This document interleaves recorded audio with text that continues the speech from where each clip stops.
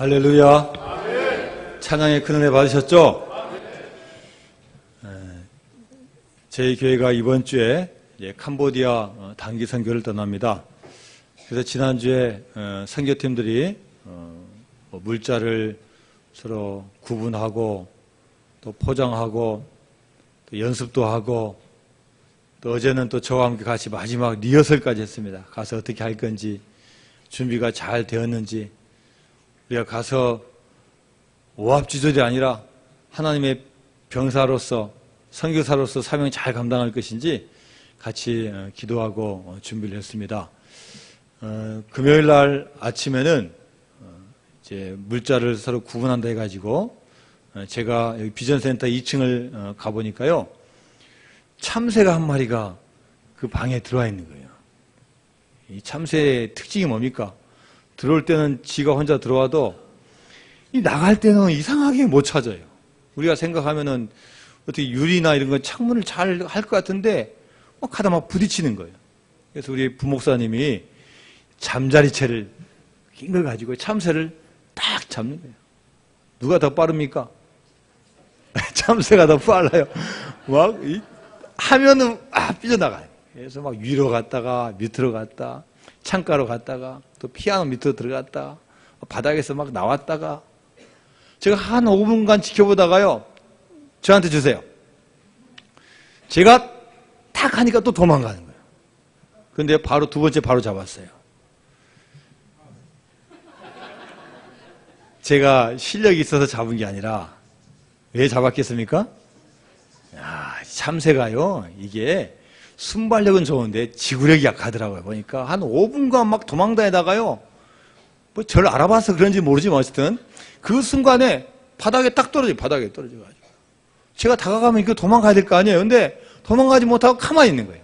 제가 탁, 수고는 우리 부목사님이 다 해놓고 결론 제가 딱 잡아가지고 이제 걷어 올려서 그물을 잡고 밖으로 탁 이렇게 날려주니까 저 멀리 나가서 아마 지금 밖에 어디서 있을 겁니다. 아마 고맙다고 아마 있을지 모릅니다. 새가 날개가 있다고 항상 날 수 있는 게 아닙니다.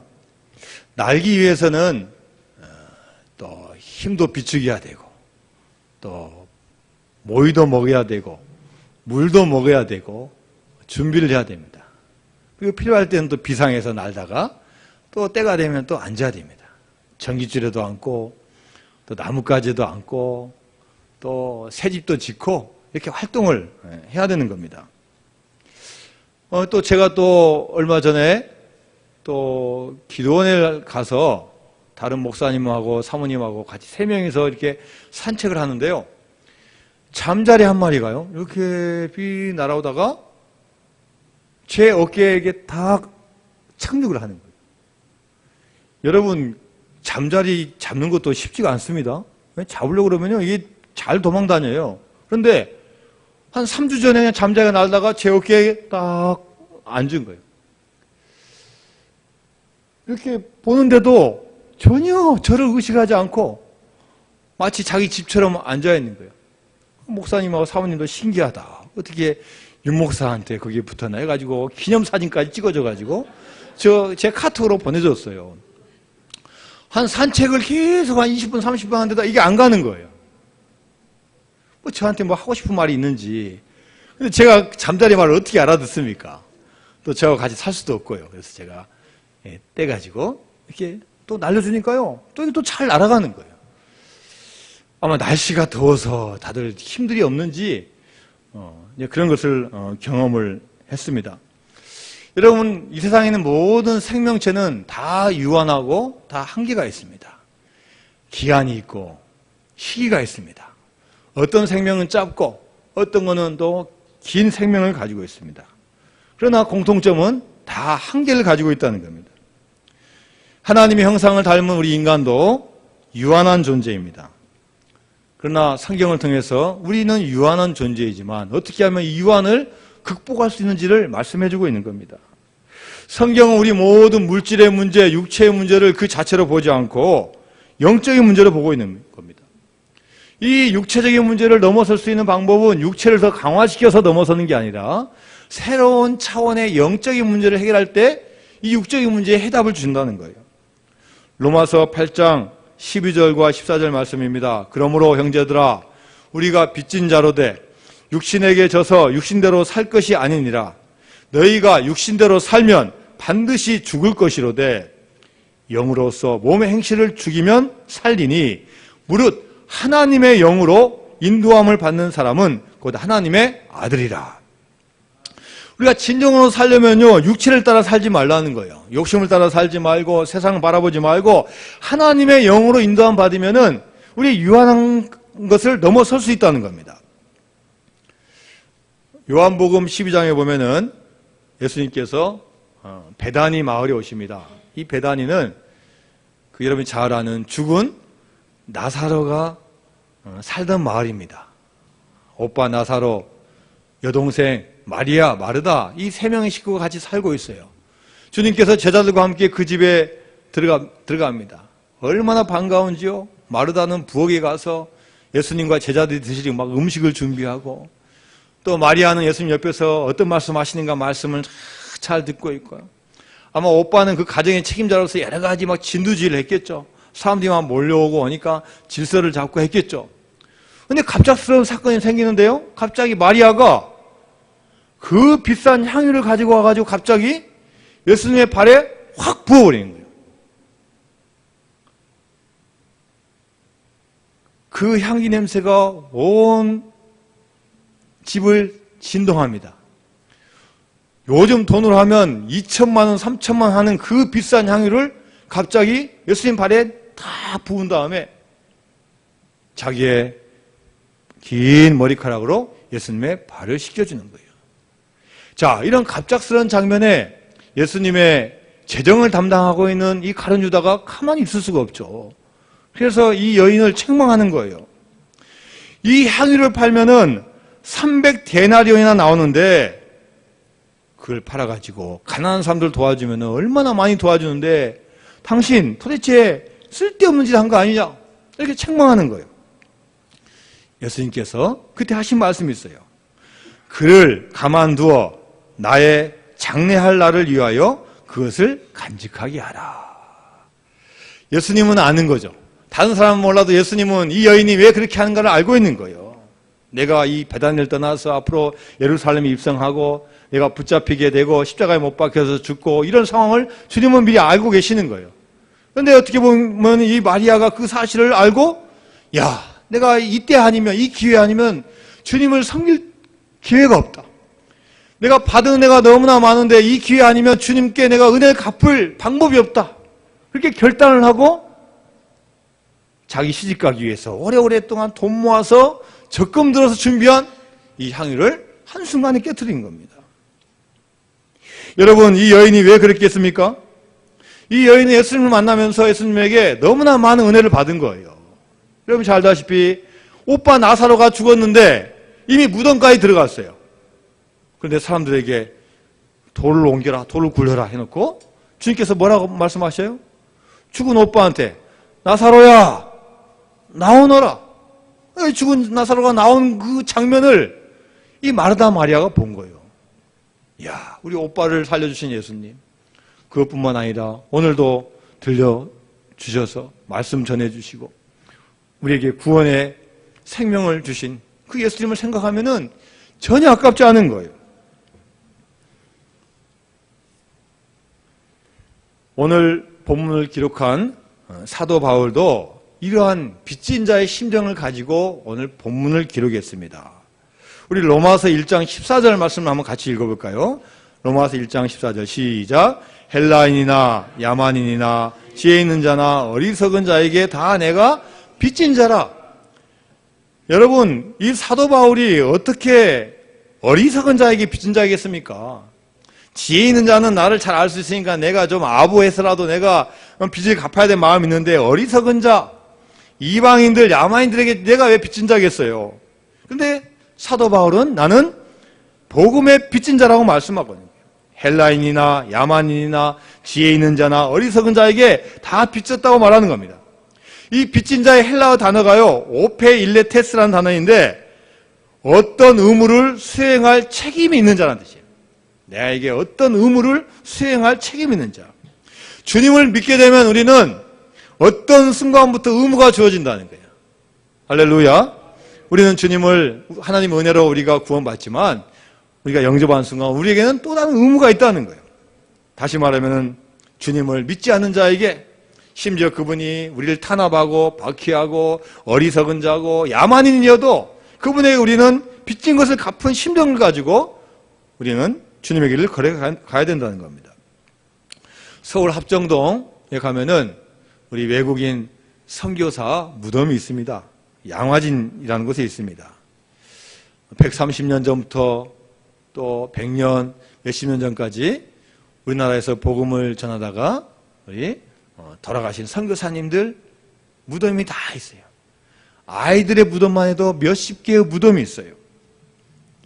그 나라에 있으면 의사고 교육자고 잘 나가는 분들인데 130년 전에 100년 전에 어떻게 보면 참 폐쇄되어 있는 땅, 희망이 없는 땅, 그 어두운 땅에 와가지고 복음을 증거해 주신 분들의 무덤이 있는 거예요. 로제타라는 한 여인은 조선 땅에 의사가 필요하다, 여자 의사가 필요하다 이런 말을 듣고 결단을 하는 겁니다. 선교사로 가기 위해서 의과대학에 들어가서 의과대학을 졸업하고 뉴욕에서 병원 실습을 하고 있습니다. 그때 남편 윌리엄 제임스 홀을 만나게 됩니다. 두 사람이 서로 좋아하는 거예요. 그런데 서로 사랑이 순탄치가 않아요. 왜냐하면 이 로제타는 조선 땅을 가기 위해서 선교사 준비를 하고 있고 남편 될 사람은 중국을 가기 위해서 또 준비하고 있는 거예요. 결국 먼저 이 로제타가 조선 땅으로 들어옵니다. 그러니까 이 결혼할 이 남편 된 사람이 선교부에 찾아가서 저 중국 갈 거 취소합니다. 저 조선 땅으로 가겠습니다. 이렇게 선교부에 때를 쓰고 허락을 받아가지고 조선 땅으로 들어오게 되는 거예요. 1891년 12월에 한국 땅을 밟고 1892년 6월 21일 날 이 두 사람이 결혼합니다. 조선 땅, 우리나라에서 열린 최초의 서양식 결혼이 이루어지는 거예요. 제임스 홀은 서울 광성고등학교 모교인 광성학당을 시작하고 교육사역, 병원사역을 합니다. 그런데 1894년 청일전쟁이 터지자 이 남편 제임스 홀이 사람을 치료하다가 그 병균에 감염되어 가지고 죽는 거예요. 로제타는 그때 아들 셔우드가 하나 있고 뱃속에 아이가 하나 있습니다. 어쩔 수 없는 상황 때문에 미국에 들어갑니다. 남편 윌리엄 제임스 홀의 교회를 방문하게 되는데 교우들이 눈물로 맞이하는 거예요. 그 모습을 보고 있던 이 로제타는 주님의 음성을 듣습니다. 사랑하는 딸아, 내 남편 윌리엄 제임스 홀이 이루지 못한 조선 사랑을 내가 이루어라. 이런 마음의 감동을 받는 겁니다. 그래서 다시 아들과 딸을 데리고 조선으로 옵니다. 그런데 오자마자 얼마 되지 않아서 또 막 낳은 딸이 풍토병으로 또 죽는 거예요. 남편 묘 옆에 묻으면서 다시 한번 하나님께 결심과 기도를 합니다. 하나님, 사랑하는 내 아들 셔우드 홀과 한국에서 오랫동안 사역할 수 있도록 도와주세요. 그 뒤로 로제타는 많은 일들을 합니다. 한국에 있는 여자들을 발굴해서 유학을 보내서 여자 의사를 만듭니다. 이화 여자 부속 병원, 로제타가 세운 병원입니다. 지금 고려대학교 의과대학 전신이 된 경성여자의학전문학교도 설립합니다. 인천간호대학, 인천의 기독병원 다 로제타가 세운 병원입니다. 그렇게 헌신하다가 85세의 나이로 숨을 거두고 남편과 딸이 묻혀있는 그 양화진에 함께 묻힙니다. 자, 아들 셔우드 홀도 부모님의 조선사랑을 이어받았습니다. 16살 될 때 이제 다시 미국으로 들어가서 의대를 졸업하고 의사가 되어서 다시 돌아오는 겁니다. 부인 메리안과 한국에 들어오면서 한국 최초로 결핵협회를 창설하고 한국 최초의 크리스마스 시를 만들어 판매하고 여자 환자를 위해서 광해 여원을 개원합니다. 최초의 맹인학교 세우고 농화교육도 시작합니다. 그런데 일본이 태평양 전쟁을 일으키면서 이제 선교사들을 막 쫓아내는 거예요. 그 바람에 쫓겨나가서 이제 인도로 선교하러 가는 겁니다. 평생 인도에서 선교를 다 하다가 은퇴하고 이제 캐나다에서 쉬고 있는데 한국에서 편지가 날아오는 겁니다. 아버지가 세운 광성고등학교에서 보내온 초청장입니다. 91세의 나이로 사랑하는 한국 땅을 밟았습니다. 예배 시간에 눈물을 글썽이면서 고백합니다. 그리고 유언을 남깁니다. I'm still love Korea. 저는 여전히 한국을 사랑합니다.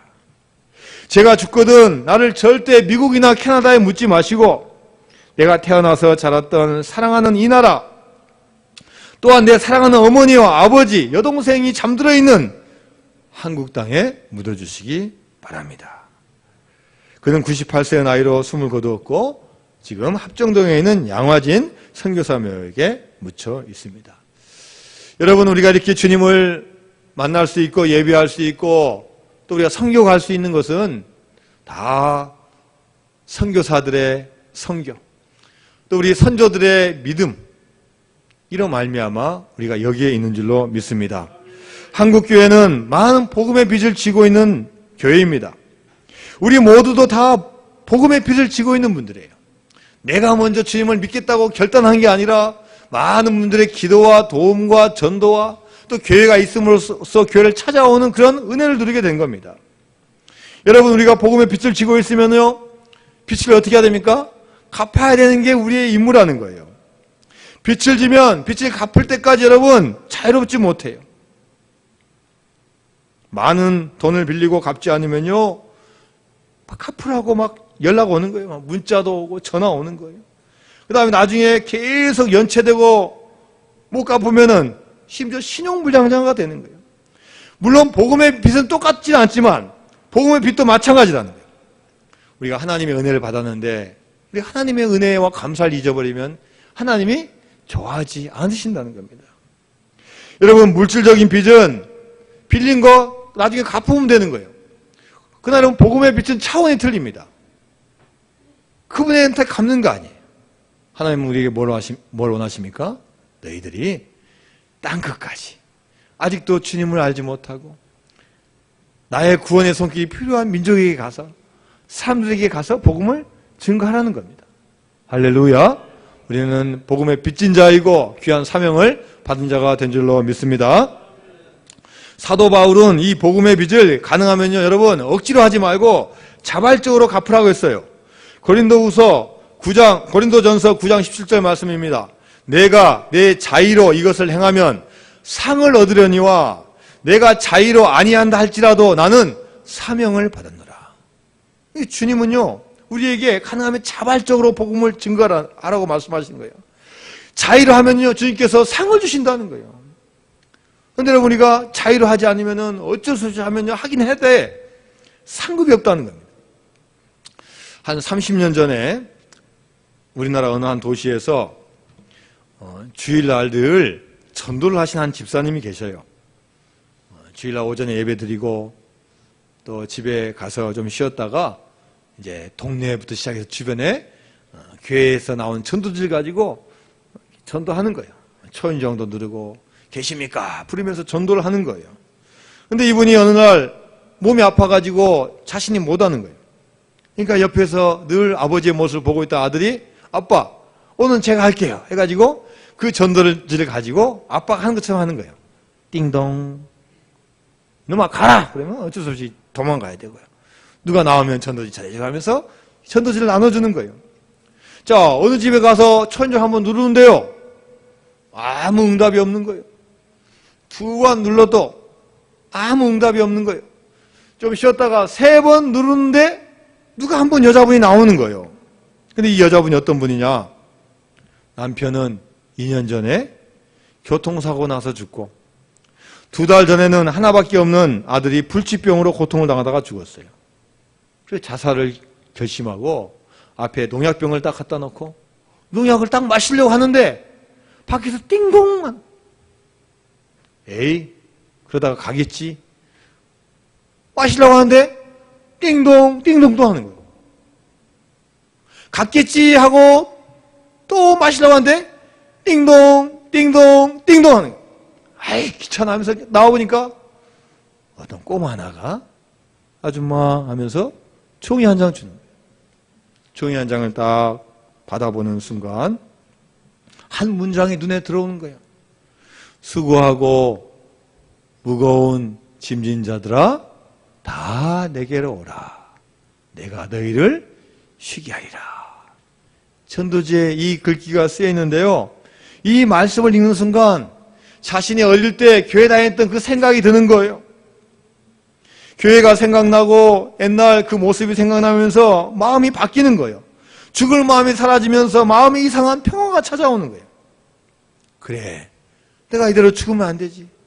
바로 그 교회 주소를 찾아서 그 다음 주에 그 교회에 나왔다는 간증이 있습니다. 여러분, 이 꼬마가 아버지가 아파서 한 번 한 것인데 하나님께서는 그것을 통해서 한 생명을 살려주시고 어마어마한 기적을 행하여 주는 줄로 믿습니다. 우리가 주님의 일을 감당하면요 놀라운 기적이 일어날 줄로 믿습니다. 여러분, 자발적으로 복음을 전파할 수 있는 성도가 되시기를 주님의 이름으로 축원드립니다. 우리 모두는 다 사랑의 빛을 지고 있지 않습니까? 돌아보면 다 감사하지 않습니까? 하루에 24시간 잘 보내는 것도 얼마나 감사한지 몰라요. 우리 지난주에 오신 우리 목사님께서 말씀 중에 그런 말씀 하지 않았습니까? 저녁에 잘 때 우리가 자지만 하나님께서 언제 호흡을 걷어가실지 모르는 거예요. 야, 너 그동안 수고했다. 이제 그만 쉬어라. 아침에 못 일어날 수 있다는 거예요. 그런데 늘 하나님께서 우리를 재워주시고 또 때가 되면 깨워주시고 호흡 주신 게 얼마나 하나님의 크신 은혜입니까? 할렐루야. 건강하고 밥 먹을 수 있고 걸어다닐 수 있고 이 더운 여름에도 조시는 분이 한 분밖에 없고 이게 얼마나 큰 은혜예요. 보통 사람 같으면 다 지금 피서 가가지고 휴가 가고 이렇게 할 텐데 이야, 이런 기적 아닙니까? 나온 자체가 하나님의 큰 은혜인 줄로 믿습니다. 지금 대한민국에요. 지금 올림픽도 안 하는데 신기록이 쏟아지고 있어요. 신기록이. 무슨 신기록이에요? 폭염 신기록이 지금 쏟아지고 있대요. 폭염 신기록. 얼마나 더운지 날마다 기록을 세계 신기록, 대한민국 신기록 경신하고 있는 거예요. 그저께 아침입니까? 아침 7시 서울 온도가 30도. 지금까지 아침 7시에 30도가 넘어본 적이 없대요. 해가 떠야지 30도가 되는데 아침 7시가 되니까 30도라는 거예요. 38도, 39도, 40도가 넘어섭니다. 여러분, 이렇게 무더위가 돼보니까요, 야, 진짜 비 한번 왔으면 좋겠다. 비가 얼마나 소중하고 감사한지요. 오늘도 보니까 조금 왔어요. 야, 그것도 얼마나 감사합니까? 좀 한번 태풍이 좀 왔으면 좋겠어요. 태풍이 한번 와가지고 바다다 한번 뒤집어 놓고요. 우리가 사람 죽지만 말고 조금 피해가 오더라도 한번 샥 와가지고 막 비도 한번 샥 뿌려주고요. 막 더위도 한번 물러내고 하면 좋겠어요. 여러분, 공기도 감사하고 바람도 감사하고 태양도 감사하고 심지어 태풍도 우리의 감사 제목이 될 줄로 믿습니다. 더 큰 사랑은 뭡니까? 하나님께서 우리와 같은 유한한 존재 찾아와 주셔서 독생자 예수를 이 땅에 보내주시고 그를 믿는 자마다 다 영원한 생명을 주신 그 하나님의 큰 사랑이야말로 우리가 잊을 수 없는 가장 귀한 사랑인 줄로 믿습니다. 프레데릭 레이만 목사님은 하나님의 큰 사랑을 가사로 쓰고 곡을 붙였어요. 하늘을 두루마리 삼고 바다를 먹물 삼아도 한없는 하나님의 사랑 다 기록할 수 없겠네. 하나님의 크신 사랑 그 어찌 다 아을까. 저 하늘 높이 쌓아도 채우지 못하니 하나님 크신 사랑은 증량도 못하네. 영원히 변치 않는 사랑 성도여 찬양하세. 할렐루야. 이 레헤만 목사님은요, 아주 가난한 시골 교회에서 목회를 하셨습니다. 성도들이 별로 없어요. 그래서 생활비가 없는 거예요. 그래서 돈을 벌러 나가는 겁니다. 어느 날 치즈를 만드는 공장에서 일하고 있는데 부인 사모님이 점심 도시락 안에 쪽지를 다 끼워서 도시락을 싸줬어요. 그 쪽지를 펴보니까 이렇게 부인이 써놓은 거예요. 당신, 바다가 먹물이고 하늘이 두루마리여도 하나님의 사랑을 어찌 다 기록할 수 있을까요?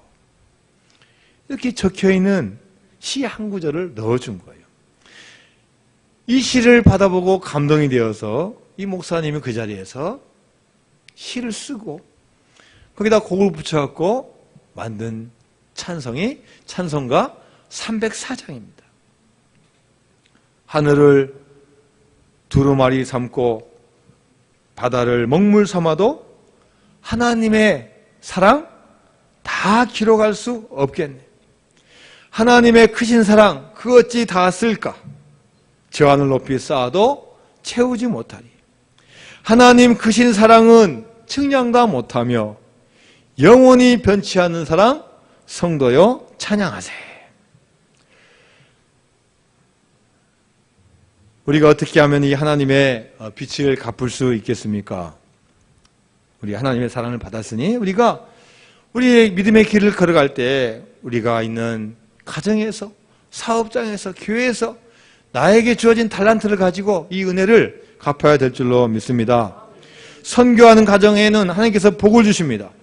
하나님은 복음의 빛을 갚으려고 애쓰는 그 사람들을 기억하시고 사랑하시고 은혜와 복을 주시는 겁니다. 몇십 년 전에 중국에 전도를 열심히 하는 한 분이 있습니다. 그는 큰 부자가 되었는데도 거기에 만족하지 않고 늘 복음을 증거하는 거예요. 그래서 이 사람 원래 이름이 송 누구누구인데 하도 전도를 많이 해가지고 사람들이 앞에다가 그 이름 빼고 그냥 전도를 붙인 거예요. 전도를. 그래서 이름이 송전도예요. 전도를 많이 하고 예수를 잘 믿던 사람인데 너무나 젊은 나이에 갑자기 죽은 거예요. 삼남매를 남겨두고, 어린 삼남매를 남겨두고 죽은 거예요. 그래서 많은 사람들이 참 의아하게 생각한 거예요. 야, 저렇게 예수를 잘 믿으면 좀 오래 살고 건강하고 복을 많이 받아야 할 텐데 왜 이렇게 빨리 죽지? 이상하다. 그런데요, 그 후에 그 자녀 삼남매가 큰 복을 받은 거예요. 그 첫째 딸 송경량, 이 사람은 중국의 아버지라고 불리는 손문의 아내가 됩니다. 아들 송자무는 경제학자로서 중국의 경제장관이 됩니다. 막내딸 송미령은 장개석 총통의 아내가 되는 거예요. 이 송전도의 삼남매가 중국 본토와 대만에 걸쳐가지고 중국 전체를 다 통치하는 인물이 되는 겁니다. 여러분, 이렇게 하나님의 일을 잘 감당하는 그 자손들에게 하나님께서 어마어마한 축복을 주신 줄로 믿습니다. 복음을 전함으로 영혼을 구원하는 것은 우리 후손에게 물려줄 가장 값진 유산입니다. 여러분, 우리 후손에게 뭘 물려주겠습니까? 뭐 아파트 몇십 년 동안 돈 모아서 다 하는 거 물려주면은 그 아들이 아파트 받아가지고 잘 여러분 효도하고 살 것 같습니까? 여러분 뭘 물려줘야 좋겠습니까? 좋은 차 주고, 좋은 통장 주고, 또 공부 많이 시켜주고, 유학 보내주고, 그걸 해주면 됩니까? 하나님이 부담을 갖도록 빛을 안겨드려야 되는 거예요. 우리가 복음을 전함으로, 영혼을 구원함으로 하나님께 우리가 빛을 안겨드려야 되는 거예요. 요한복음 15장 7절과 8절에서 말씀하시기를 너희가 과실을 많이 맺으면 내 아버지께서 영광을 받으실 것이요 너희가 내 제자가 되리라. 너희가 내 안에 거하고 내 말이 너희 안에 거하면 무엇이든지 원하는 대로 구하라. 그리하면 이루리라. 할렐루야. 근데 여러분 이 열매가요 그냥 우리가 믿음의 길을 잘 걸어가서 맺는 열매가 아니라 영혼 구원의 열매를 비유적으로 말씀하신 거예요. 우리가 전도하고 선교하고 영혼을 구원했을 때 그 주는 열매를 말씀하신 거예요. 그 열매의 축복이 뭡니까? 무엇이든지 원하는 대로 구하라. 그리하면 이루리라. 기도 응답에 큰 축복을 주신다는 겁니다. 선교하는 가정과 교회에는 부흥이 있습니다. 누가복음 6장 38절에 주라. 그리하면 너희에게 줄 것이니 곧 후히 되어 누르고 흔들어 넘치도록 하여 너희에게 안겨주리라. 너희의 헤아리는 그 헤아림으로 너희도 헤아림을 도로 받을 것이니라. 주라는 거예요. 복음을 전해주고 또 물질도 전해주고 도와주라는 거예요. 우리의 가지고 있는 걸 가지고 나눠주라는 거예요. 그러면요 하나님께서 빚진 마음을 가지신다. 그래서 여러분들 줄 때 너 나 일 줬으니까 그래 너 한 2배 받아라 이 주는 게 아니라 후회돼요. 이야 하나님 은혜 너무나 표현할 수 없네. 아무리 쌓아도 채워지지 않네. 바다를 먹물 삼아서 하늘에 두루마리 삼아서 써도 끝이 없네. 이러한 축복을 줄 줄로 믿습니다. 전북 전주에 한 교회가 있는데요. 이 교회는 1983년도에 개척했는데요. 이 목사님은 개척 초기부터 교인들과 같이 서로 선포하고 나가는 거예요. 교회의 모든 재정의 50%는 선교비로 사용합니다. 앞으로 우리 교회가 규모가 적든 크든 우리 교회는 무조건 50%가 다 선교비입니다. 그리고 교회 표도요. 사도행전 1장 8절이에요. 사도행전 1장 8절. 오직 성령이 너에게 임하시면 너희가 권능을 받고 예루살렘과 온 유대와 사마리아와 땅끝까지 이르러 내 증인이 되리라 하시니라. 1983년도도 사도행전 1장 8절, 84년도, 85년도도, 지금 2018년도도 똑같이 사도행전 1장 8절이에요. 바뀌지 않는 거예요. 하나님께서 여러분 그 교회에 복을 주셨겠어요? 아니면은 재정 부족하게 해주셨겠어요? 복을 주시는 거예요. 복을 주시. 우리가 생각이 50% 하면 이거 어떻게 운영하지? 어떻게 하지? 신기하게 하나님께서는요. 선교할 때마다 사람 보내주시고 선교할 때마다 물질 채워주시고 선교할 때마다 물질 더 부어주시는 거예요. 이 목사님은요. 땅 관심도 없어요. 땅 살 마음도 없어요. 근데 30만 평 그냥 주는 거예요. 30만 평. 야, 너 선교 돼야 되지 않냐? 너 이거 가져라. 땅도 주시는 거예요. 여러분, 우리가 부흥한다고 되는 게 아니라 내가 잘 돼야지. 내가 많이 벌어야지. 이게 된다는 게 아니에요. 나의 인생의 목적을요. 하나님한테 맞추는 거예요. 우리 가정은 선교하는 가정이다. 내가 하는 기업은 선교하는 기업이다. 목표를 딱 정하는 거예요. 일주일에 한 번씩 전 직원 기도, 예배, 우리의 모든 매출액의 몇 프로 선교 헌금 하나님께 먼저 드리는 거예요. 그럼 하나님께서요 부족하게 하실까요?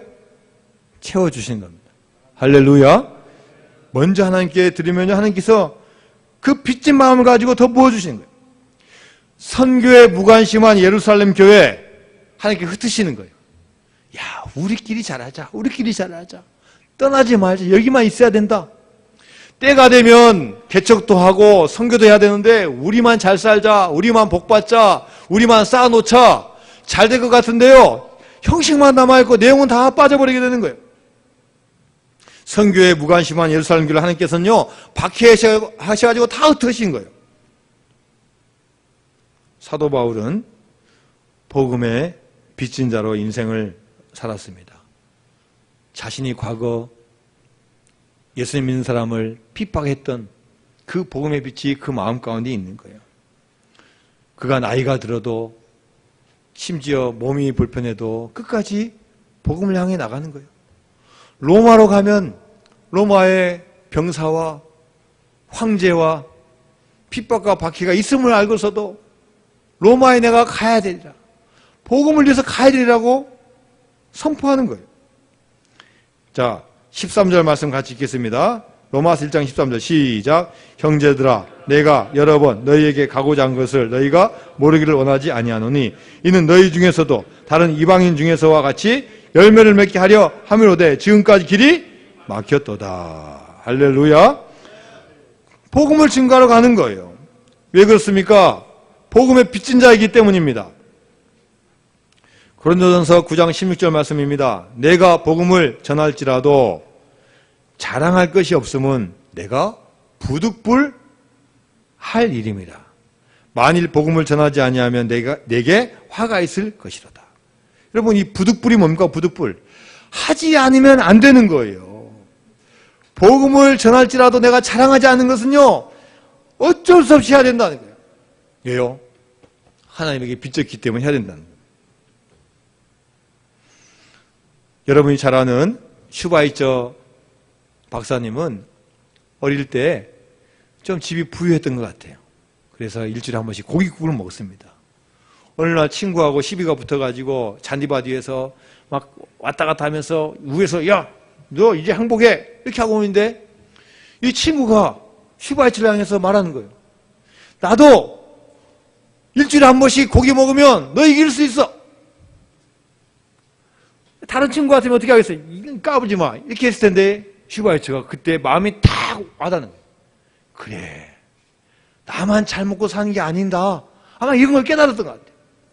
그 다음부터요, 나 사는 것도 중요하지만 다른 사람에 대한 관심을 갖는 거예요. 어떻게 하면 도와줄까. 그러다가 21살 때 여름 성경 학교, 이때 감동의 여름 성경 학교면 여름 성령 강림절라, 이런 감동에 휩싸이는 거예요. 그래, 내가 30살까지는 예수님처럼 나를 위해서 열심히 살고 준비하자. 그리고 30살 되면은 남을 위해서 살자. 열심히 공부합니다. 음악 공부하고 철학 공부하고 신학 공부합니다. 음악 박사, 철학 박사, 신학 박사 학위를 받습니다. 30살이 넘어서 의과대학에 들어가서 의사가 되는 거예요. 36살에 아프리카 콩고 지방 람바레네로 갑니다. 그때 많은 사람들이 만류하는 거예요. 야, 너 미쳤냐? 그렇게 공부해가지고 너 뭐 주려고 그래? 뭐 하려고 그래? 그 많은 명예와 영광 두고 너 왜 죽으러 가? 그때 이렇게 말합니다. 나는 빚진 자야. 우리 조상들이 아프리카 사람들 학대하고 힘들게 한 거, 나 그 빚진 마음 가지고 있어. 내가 대신 간다. 그런 마음을 가지고 갑니다. 자신이 원한 건 아니었지만 그 공로 인정받아서 노벨 평화상도 받고 20세기 가장 존경받는 사람, 20세기 성자로 불리게 된 것입니다. 할렐루야. 여러분, 우리가 남은 인생 어떻게 살아야 되겠습니까? 하나님께서 얼마나 많은 것 주셨습니까? 여러분, 얼마나 우리가 잘 살고 있습니까? 또 얼마나 우리 많이 배웠습니까? 또 여러분 얼마나 건강합니까? 또 얼마나 많은 거 여러분 하나님께 주셨습니까? 이럴 때 하나님 은혜 늘 감사하면서 우리보다 더 힘들고 어려운 분들 향해서 기도해주고 또 우리가 복음의 빚진 자가 되는 저와 여러분 되시기를 주님의 이름으로 축원드립니다.